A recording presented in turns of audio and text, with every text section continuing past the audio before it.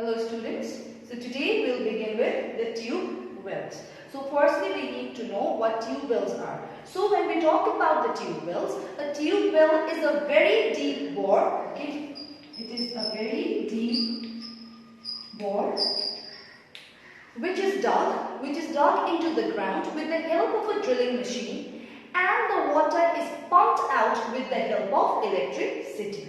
One more time, when we talk about the tube wells, when we talk about this, it is a deep bore dug into the ground with the help of what? With the help of a drilling machine, and later the water is pumped out with the help of electricity.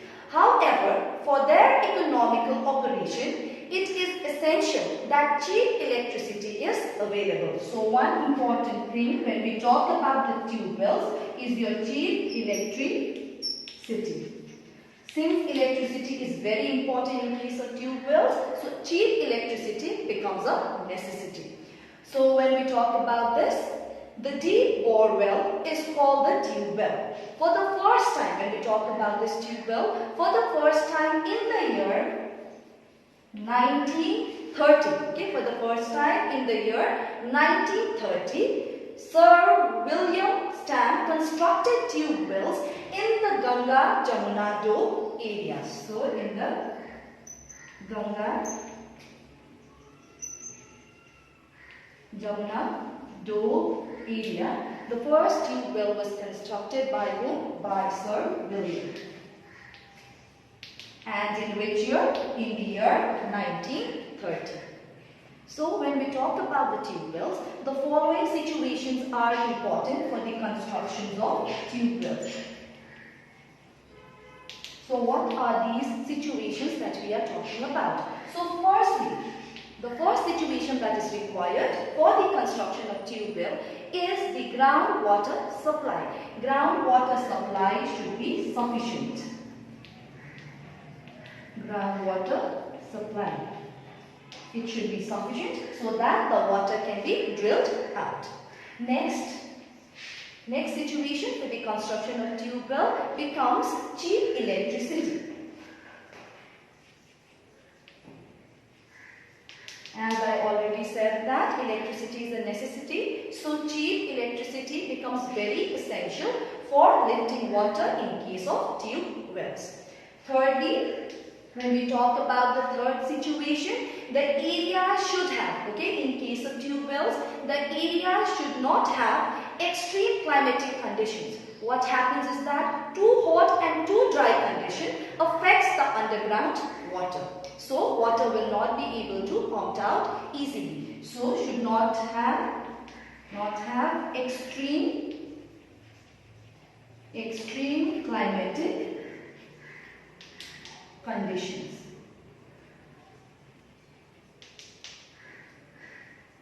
Fourth point, or the last point we could say, is that agricultural land in case of tube wells should be fertile. Now why is that a necessity in case of tube wells? It is so because agricultural land should be fertile in the surrounding areas, which can compensate the cost of burying these tube wells. What will happen is that because if the production is good, what will happen? It can compensate the cost of digging the wells, that is your tube wells. So it should have fertile agricultural lands. One more time, why fertile agricultural lands? Basically because the construction of tube wells is costly. So what happens is, if the land is fertile, it will compensate, the production will compensate the cost of the tube wells. Now moving on, let us talk about the advantages of tube wells. So the first advantage in case of tube wells is that tube wells can irrigate large areas. So it can irrigate, tube wells can irrigate larger areas. Number two, when we talk about the tube wells, in dry periods, they do not dry up. Why? Due to deep boring, which can reach up to the permanent water level. So what happens is that they do not dry up during the dry period. So they do not dry up. Thirdly, when we talk about the third advantage in case of tube well is that tube wells or water in case of tube wells is not polluted. Why? As the water is pumped out from the ground, so what happens is that water is not very polluted. So water is not polluted.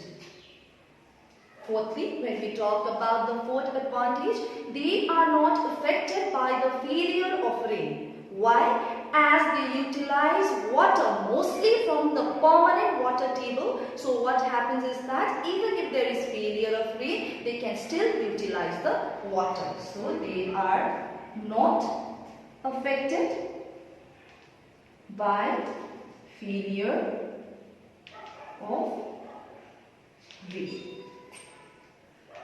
Fifthly, when we talk about the fifth advantage or the last advantage, they do not give strain to the men and animals. Why? Because we said that the water is pumped out with the help of electricity. So the strain does not come on, we could say, men and the animals. So no strain on men and animals. Why? Basically because we said that the water is pumped out with the help of electricity. So one more time, when we talk about the advantages of tube wells, firstly we said that tube wells can irrigate larger areas. Secondly, they do not dry up during the dry season.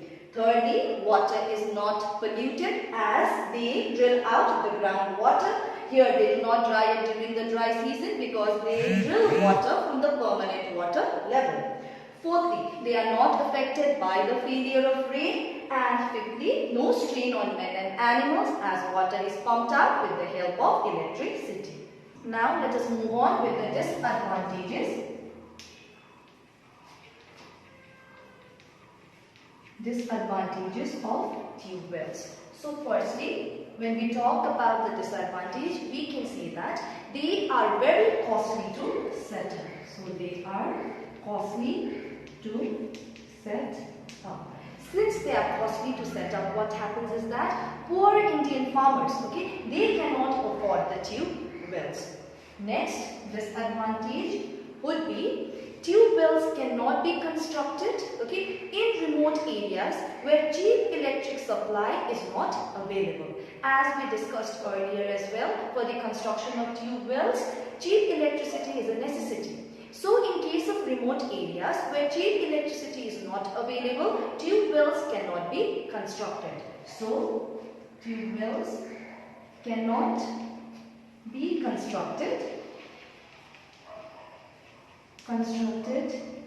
in remote areas where cheap electricity is not available.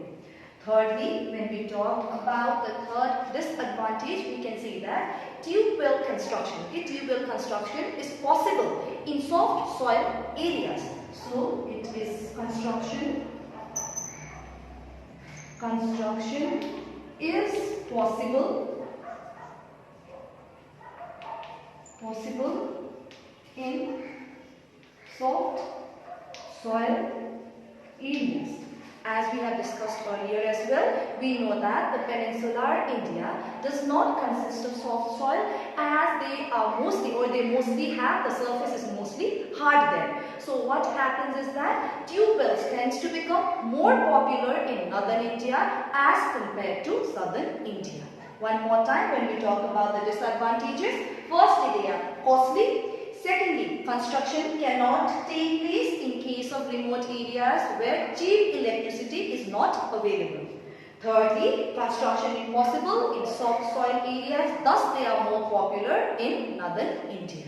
Now, we will move on and we will study about, or let us talk about, why the tube wells are more important in northern India as compared to that of south India.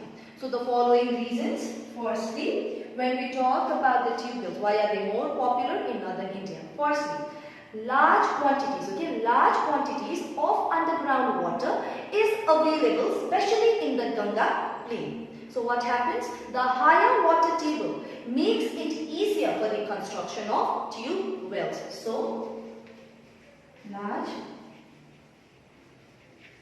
quantities of underground water is available in the Ganga plain, thus making it more accessible or more prominent in case of northern India. Next, when we talk about the second point, we will see that wells, as we discussed earlier as well, wells are easier to dig, okay, due to the soft soil which is possible only in case of northern India. So, wells are easier to dig due to the soft alluvial soil. As these areas have more amount of alluvial soil, so what happens is that wells are easier to dig. Why? Due to the presence of soft alluvial soil. Thirdly, when we talk about the third reason, we will see that this region has adequate rainfall which constantly replenishes the ground water, thus making water available throughout. So, thirdly, we could say that it has adequate rainfall. Fourthly, when we talk about the fourth reason, we will see that cheap hydroelectric power, cheap hydroelectric power is available to operate the pumps of the tube wells for pumping out the water in case of northern plains. So what do we have here? Cheap hydroelectric power. So one more time, we are here discussing about why tube wells are more popular in the northern plains. Northern plains or northern India, we could say, as compared to that of South India. So firstly, why is it more popular? First, large quantities of underground water is available in case of, especially in the Ganga plain. Secondly, we can say that wells are easier to dig in the northern plains due to the presence of the soft alluvial soil. Thirdly, these regions have adequate rainfall, thus having water throughout. Fourthly, cheap hydroelectric power. The presence of cheap hydroelectric power makes it very easy for them to operate the pumps with the help of which they pump out the water. So these are the reasons. Lastly, let us talk about the areas or regions where we find these tube wells.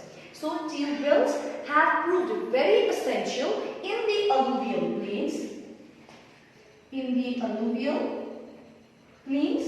Of different states such as Punjab, Haryana, Uttar Pradesh, etc. One more time, when we talk about the areas, they are very popular or they have proved very useful in case of the alluvial plains of Punjab, Haryana, Uttar Pradesh, Bihar, etc. The other important states, there are many more states, the other important states are Gujarat, Maharashtra. You could say Gujarat, Maharashtra, Rajasthan, West Bengal, Madhya Pradesh. In these states also, we find tube wells to be important.